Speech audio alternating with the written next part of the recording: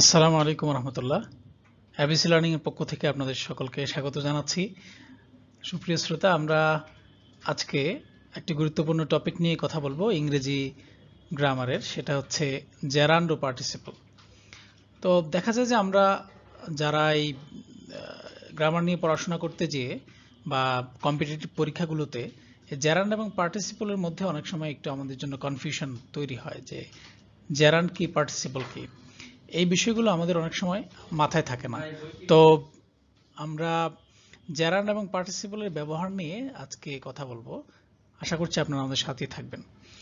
আমরা যদি দেখার চেষ্টা করি যে জেরান্ড কি জিনিস, তো জেরান্ড কি, আমরা যদি এখানে দেখি যে জেরান্ড কি, তো আমরা দীর্ঘ ইকার দিয়ে দিই জেরান্ড কি। তো মূল ভার্বের সঙ্গে আইএনজি যুক্ত হয়ে তা যদি সেন্টেন্সে একই সঙ্গে ভার্ব ও নাউনের কাজ করে তাকে জেরান্ড বলে। এখন দেখেন এখানে কয়েকটা জিনিস আমাদের একটু মাথায় রাখতে হবে। একটা হচ্ছে জেরান্ড হইতে হলে অবশ্যই আপনার একটা ভার্বের সাথে আইএনজি যুক্ত, যেমন এটা একটা শব্দ, এটার সাথে অবশ্যই আইএনজি থাকতে হবে। সেটা যাই হোক, সেটা হোক আপনার প্লে অথবা অন্য কিছু। অর্থাৎ আমরা বুঝলাম যে জেরান্ড মানে আমাদের মাথায় রাখতে হবে জেরান্ড হওয়ার জন্য অবশ্যই শেষে আইএনজি থাকতে হবে। আইএনজি না থাকলে সেটা কিন্তু জেরান্ড হবে না। ঠিক আছে? তো তারপর যদি দেখি যে এরপরের ক্রাইটেরিয়াটা কি, এরপর হচ্ছে যে যদি সেন্টেন্সে একই সঙ্গে ভার্ব এবং নাউনের কাজ করতে হবে, একই সাথে ভার্ব এবং নাউনের কাজ করতে হবে, এটা একটা খুবই ইম্পর্টেন্ট। আমরা মাথায় রাখতে হবে আমাদেরকে যে এই জেরান্ডটা সবসময় নাউনের কাজ করে। এই জেরান্ডটা যদি নাউনের কাজ করে তখন এটা জেরান্ড হবে, অন্যথায় অন্য কিছু হবে, জেরান্ড হবে না। ঠিক আছে? তো এই জেরান্ডটা কখন জেরান্ড হবে আমরা যদি একটা উদাহরণ দিয়ে বুঝতে চেষ্টা করি, সেটা হচ্ছে যেমন ধরেন এখানে লেখা আছে floating on the water is an enjoyable game. এটা মানে কি? এর মানে হচ্ছে ফ্লোটিং মানে কি ভাষা, হ্যাঁ, ভেসে থাকা আর কি। আমরা পানিতে ভেসে থাকার যে একটা খেলা, এটা বলছে ফ্লোটিং অন দ্য ওয়াটার মানে পানির উপরে ভেসে থাকা, ইজ হয় অ্যান এনজয়েবল গেম, একটা মানে উপভোগ্য খেলা বা গেম। ঠিক আছে? তো এই জায়গায় দেখেন যে ফ্লোটিং, এই ফ্লোটিংটা যদি আমরা দেখি তাহলে এখন এখানে দুইটা ক্রাইটেরিয়ার কথা বলছিলাম। একটা হচ্ছে যে ভার্বের কাজ করতে হবে প্লাস আইএনজি থাকতে হবে। ঠিক আছে? এই দুইটা ক্রাইটেরিয়া এখানে আছে কিনা আমরা যদি একটু দেখি। ফ্লোটিং, ফ্লোটিং ফ্লোট মানে কি ভাষা, আর আইএনজি আছে, এই দুইটা জিনিস আছে। তাহলে ভাষা যেই ভার্ব, এটার অর্থ প্রকাশ করেছে ফ্লোট, আর আইএনজি এটার সাথে যুক্ত হয়েছে, এবং এটা ফ্লোটিং অন দ্য ওয়াটার, এটা ওভারঅল একটা নাউন হিসেবে ব্যবহৃত হয়েছে। Floating on the water is an enjoyable game. সুতরাং আমরা বুঝতে পারলাম যে এখানে ফ্লোটিং হচ্ছে একটা কি, একটা জেরান্ড। এটা একটু আমাদের মাথায় রাখতে হবে। ঠিক আছে? তারপরে আমরা এর পরের উদাহরণটা যদি একটু দেখার চেষ্টা করি, দেখেন যে এখানে বলা হচ্ছে যে playing is a good exercise. দেখেন playing is a good exercise, তো এখানেও প্লে আছে, PLAY প্লে আছে প্লাস আইএনজি আছে। তো প্লেইং, এটা প্লে এবং আইএনজি যুক্ত হয়ে এটা একটা জেরান্ড তৈরি করেছে। ঠিক আছে?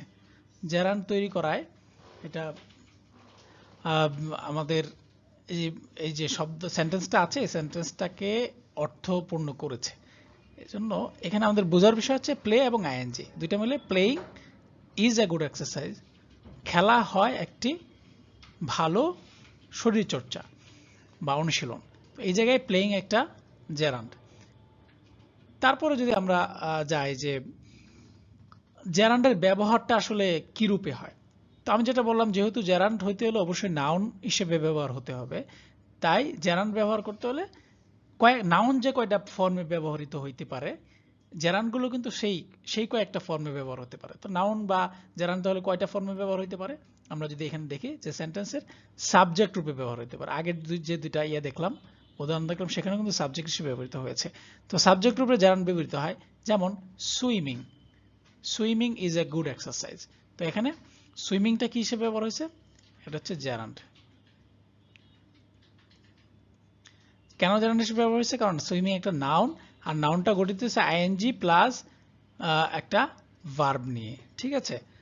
তারপরে যদি আমরা যাই, একটু মুছে নেই, তারপর দেখেন যে সেন্টেন্সে ভার্বের অবজেক্ট রূপে জেরান্ড ব্যবহৃত হতে পারে। আমরা তো এতক্ষণ বললাম যে সাবজেক্ট রূপে ব্যবহৃত হতে পারে, আর একটা হচ্ছে কি অবজেক্ট রূপে জেরান্ড ব্যবহৃত হতে পারে।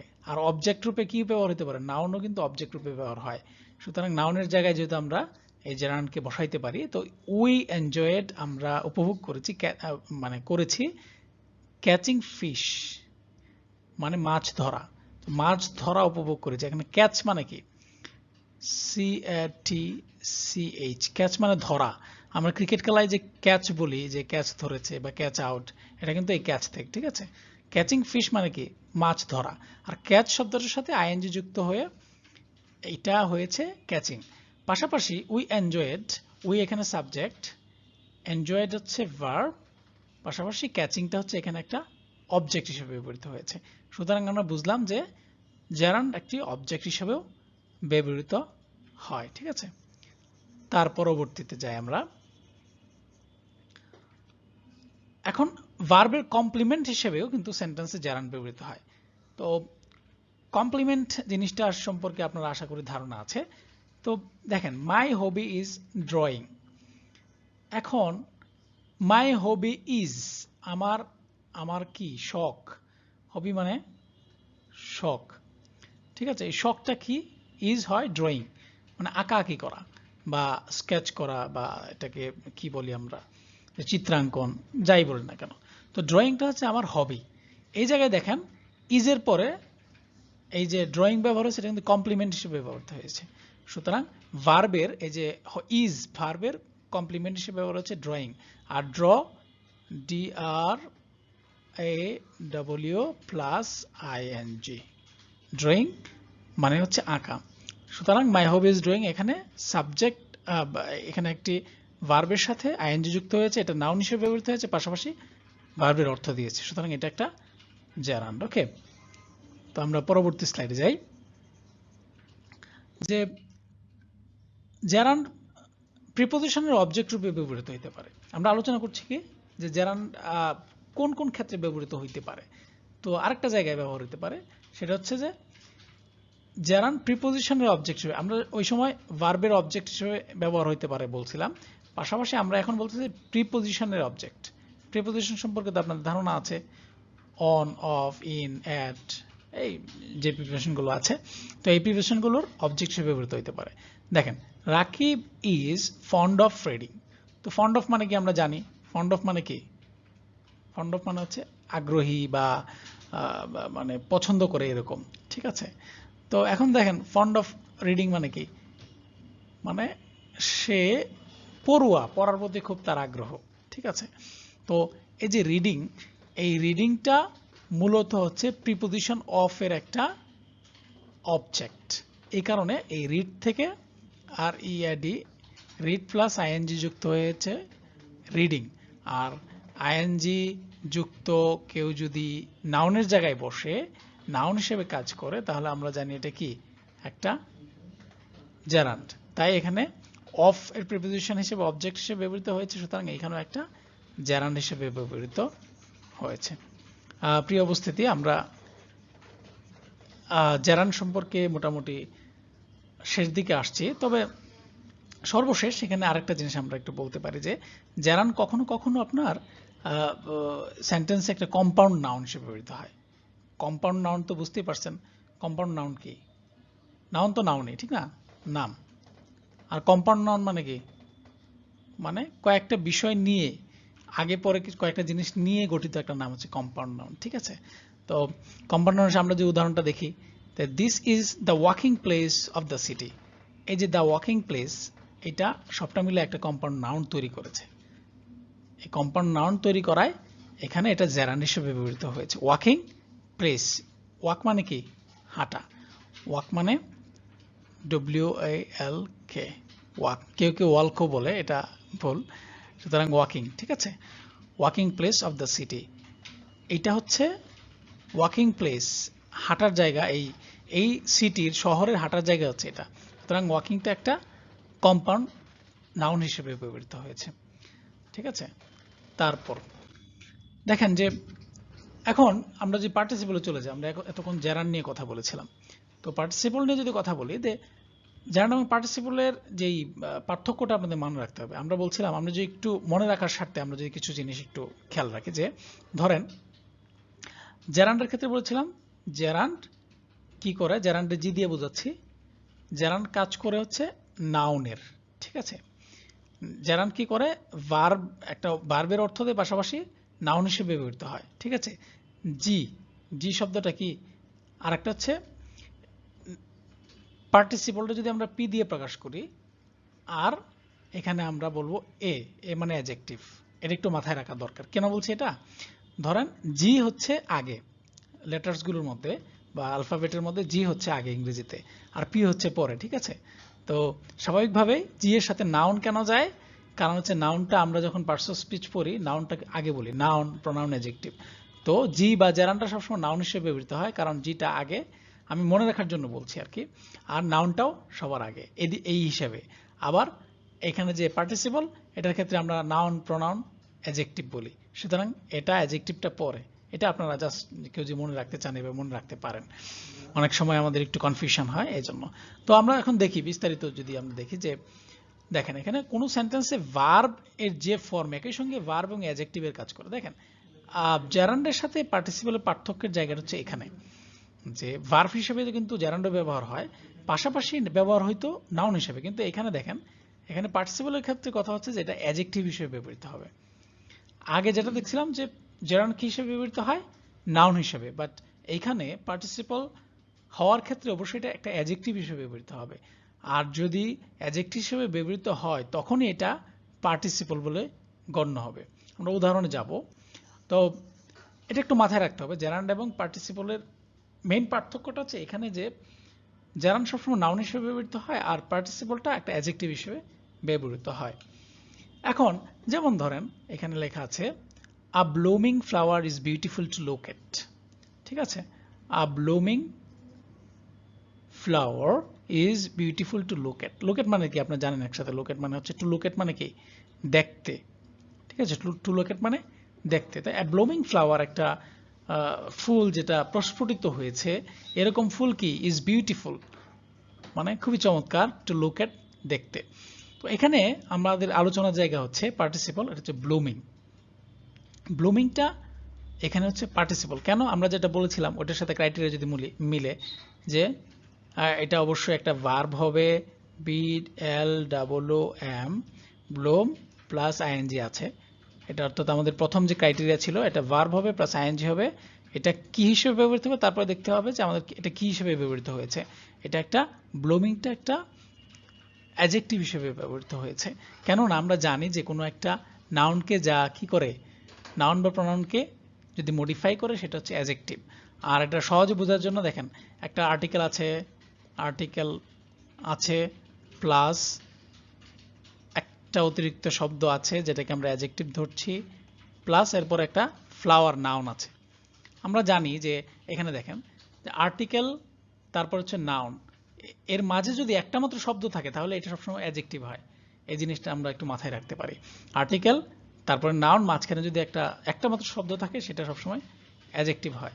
আর যদি আর্টিকেলের পরে একটা মাত্র শব্দ থাকে তাহলে সেটা অবশ্যই নাউন হবে। ঠিক আছে, এটা একটু মাথায় রাখা যেতে পারে। তো আমরা এখানে যেটা নিয়ে আলোচনা করছি সেটা হচ্ছে যে দেখেন ব্লুমিং, এটা কিন্তু এখানে অ্যাডজেক্টিভ হিসেবে ব্যবহৃত হয়েছে।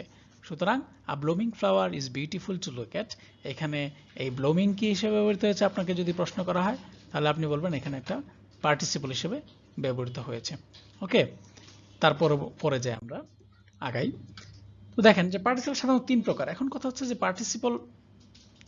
যে পার্টিসিপলটা তিন ধরনের হয়। এই তিন ধরনের পার্টিসিপল আমাদের মাথায় রাখতে হবে। তবে আমাদের মনে রাখতে হবে যে আমাদের সমস্যাটা কোথায় হয়। সমস্যাটা হচ্ছে মানে এক্সচেঞ্জ হয়ে যায় বা বুঝতে অসুবিধা হয়েছে আমাদের জেরান্ড অ্যান্ড প্রেজেন্ট পার্টিসিপলে। ঠিক আছে, আমাদের সমস্যাটা হচ্ছে জেরান্ড এবং প্রেজেন্ট পার্টিসিপলে, ঠিক আছে।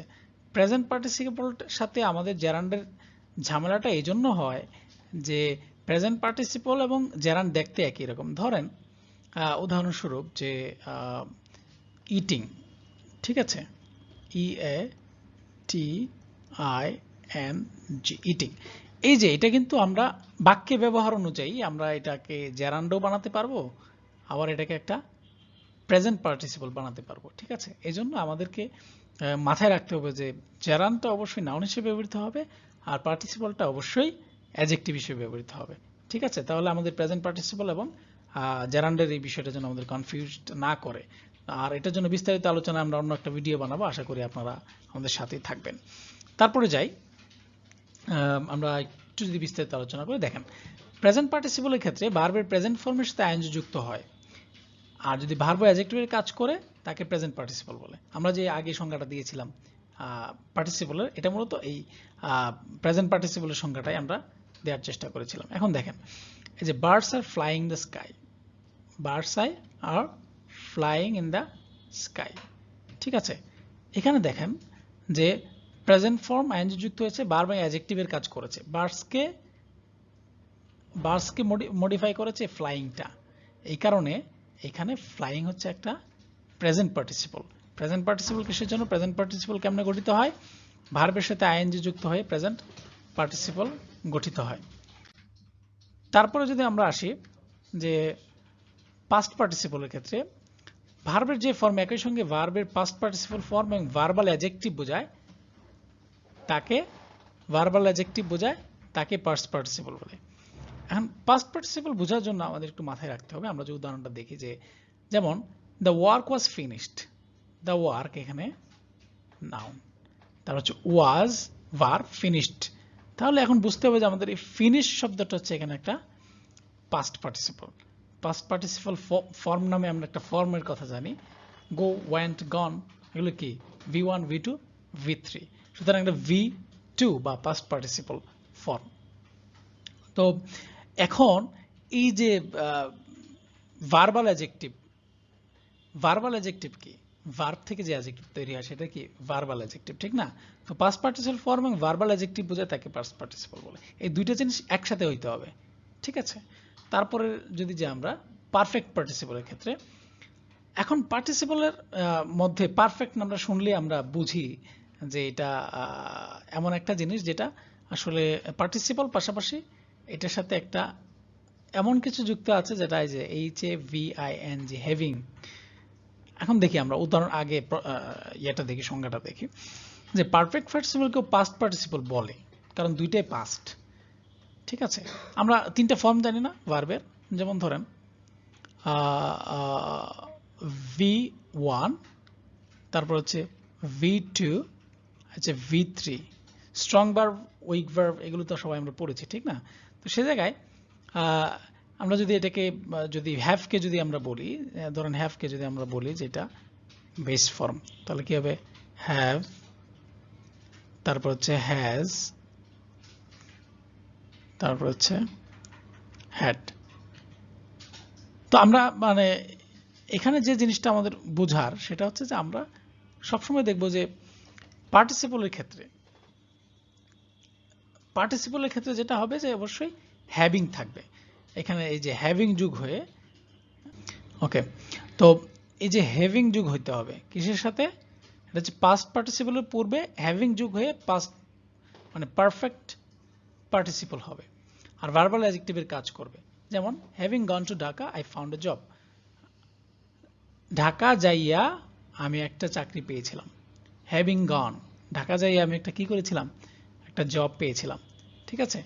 সুতরাং হ্যাভিংটা অবশ্যই থাকবে, পাশাপাশি V3 থাকবে, ঠিক আছে। V3 মানে আমরা জানি যদি এখানে গো, ওয়েন্ট, গন, গন কেন আসছে, গো মানে হচ্ছে V1, ওয়েন্ট মানে গিয়েছিল V2, আর গন এখানে যেটা আছে গন এটা হচ্ছে V3। তার মানে বুঝলাম হ্যাভিং প্লাস যদি পাস্ট পার্টিসিপল থাকে বা ভার্বের থার্ড ফর্ম থাকে তাহলে সেটা হবে পাস্ট পারফেক্ট পার্টিসিপল, ঠিক আছে।